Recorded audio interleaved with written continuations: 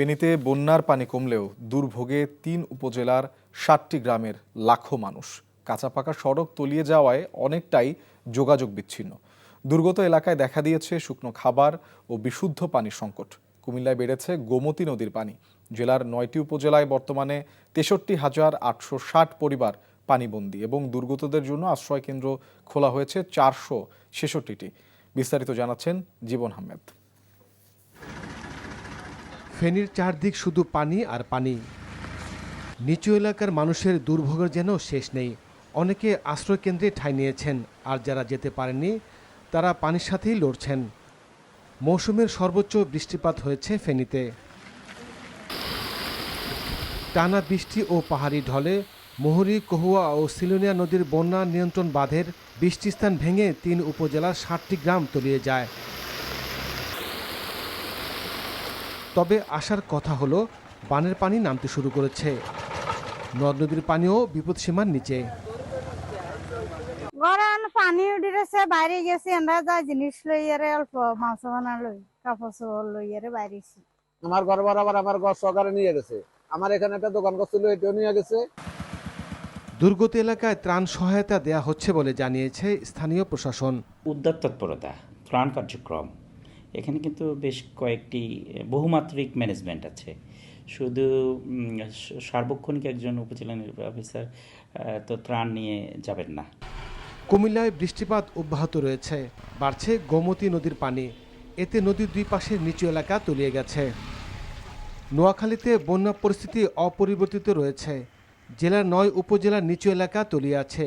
জেলা প্রশাসন জানিয়েছে ৯টি উপজেলার ৬৩,৮৬০ পরিবার পানিবন্দী। দুর্গতদের জন্য আশ্রয়কেন্দ্র খোলা হয়েছে ৪৬৬টি। Jibon Ahmed, NTV news desk. Bundle থাকলে প্রতি সেনমানিতে টাকা বাঁচবে। বিকাশ সেনমানি বান্ডেল কিনে জিতুন প্রতি লেনদেনে। দর্শক, বন্যা পরিস্থিতির খবর জানাতে যাচ্ছি ফেনীতে। সেখানে আছেন সহকর্মী মাহফুজ নান্টু।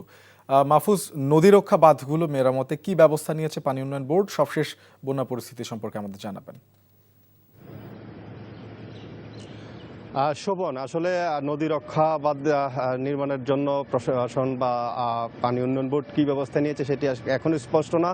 কেন নয়, গত কয়েক বছর ধরে আসলে ফেনীর যে 3টি নদী রয়েছে, সিলোনিয়া, কহুয়া এবং যে গত পরশুদিন রাতে যেটা হলো মুহুরী নদীর যে 15টি স্থানে ভাঙলো, সেই 3টি নদী রক্ষা বাঁধের জন্য আসলে তেমন উল্লেখযোগ্য কোনো পদক্ষেপ কিন্তু আসলে এখন পর্যন্ত লক্ষ্য করা যায়নি। কারণ নদীর পাড়ের বাসিন্দা এবং ফেনীর যে 3 উপজেলা প্লাবিত হয়েছে, সেই 3 উপজেলার মধ্যে রয়েছে ফুলগাজী, পরশুরাম এবং যেই 3টি উপজেলা নদী ভাঙনের শিকার হয়েছে, সেই 3টি উপজেলার কিন্তু আমরা দেখেছি যে এখন পর্যন্ত তাদের একটাই দাবি ছিল যে গত কয়েক বছর ধরে তারা কর্তৃপক্ষকে বলছিলেন যেন বাঁধ রক্ষা করে, কিন্তু আসলে বাঁধ রক্ষার সেই পদক্ষেপ কিন্তু দেখা যায়নি। পাশাপাশি এই থাকার কারণে কিন্তু গতকাল থেকেই কিন্তু ছাগলনাইয়ার 15টি গ্রাম কিন্তু প্লাবিত হয়েছে। সব মিলিয়ে বলা যায় যে ফেনীর আসলে বন্যা পরিস্থিতি একদম ভয়াবহ অবস্থা।